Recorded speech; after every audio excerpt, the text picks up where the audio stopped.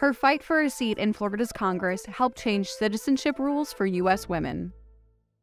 Ruth Bryan Owen was the daughter of William Jennings Bryan, who represented Nebraska's 1st District in the House and served as Secretary of State under Woodrow Wilson. At the age of 5, she's chilling next to the Speaker of the House, watching everything going down in Congress, and claims from a very young age that she will be back as a representative in Congress. She would later go on to work on her father's 3rd presidential campaign and, like her father, became well known for her excellent and impactful public speaking. After she divorced her first husband, Bryan Owen married British Captain Reginald Owen in 1910. And under the laws of the United States, if an American woman married an immigrant or someone who wasn't a citizen, they forfeited their birthright citizenship for the length of that marriage. Bryan Owen lived with her husband as he cycled through his various overseas assignments. Her marriage and international travel would become an issue later on. In 1919, Bryan Owen and her family moved to Florida, and in 1925, she decided to run for Congress. She lost by less than 1,000 votes. But in 1928, she ran again. She faces off against the Republican nominee, a man named William Lawson, and she beats him out of nowhere. She wins. But her GOP opponent refuses to accept the results of the election. He says that under the Constitution, you have to have been a citizen for 7 years before you can serve in Congress. And she renaturalized in 1925, and he says before that she wasn't a citizen, it doesn't count, she can't serve in Congress. So he claims he is the only legitimate candidate that was on the ballot, and therefore he should be seated. He goes so far as to ask the governor of Florida to refuse the election certificate until Congress can hold a hearing on her eligibility.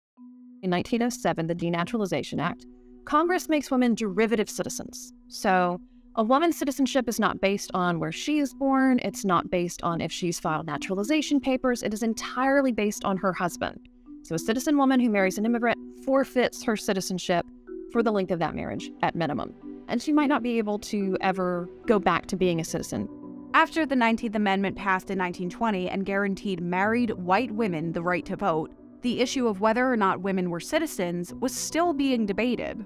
They push for and they get the 1922 Cable Act, and that fixes a lot of this, but only for women who are marrying immigrants racially eligible to become citizens, so legally white or black, and only if they stay in the country.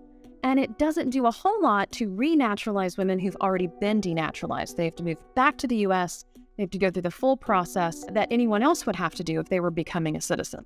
So, Bryan Owen's opponent was arguing that her marriage to an immigrant, their time spent abroad, and how she hadn't been back to the U.S. for a minimum of 7 consecutive years made it so that she wasn't a U.S. citizen and therefore not able to serve in Congress.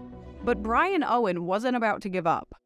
So RBO decides she's going to go before this House Committee on Elections and argue her own case. She shows up and says, "This thing is absurd, it's ridiculous, and it's so plain and simple, I don't need a lawyer to represent me. I can do it myself." She argues that under the actual phrasing of the Cable Act, that the law basically makes it so that it's as if a woman never married. Her citizenship status is no longer affected by her marriage.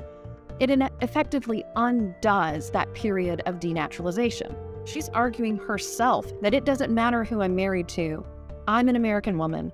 I won this election, and you should seat me because it's right. So she's arguing for full, equal citizenship. Very blatantly, even though Congress at the time is not really sold on that idea. They're still just chipping away at it. So she is forcefully arguing that women deserve independent citizenship, and anything less than that is discriminatory and reflects poorly on the United States itself. The House ends up seating her by a voice vote.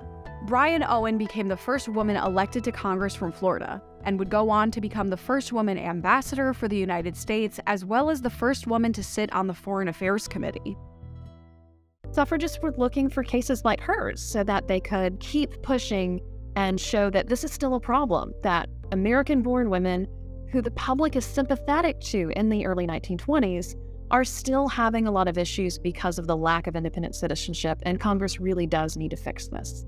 The Cable Act will be amended 4 more times, twice while RBO is in Congress and gets to vote on it. But the United States won't get full independent citizenship for women until FDR signs the 4th Amendment to the Cable Act in 1934, and that is the Equal Naturalization Act. This is a 20-year fight, if not more so.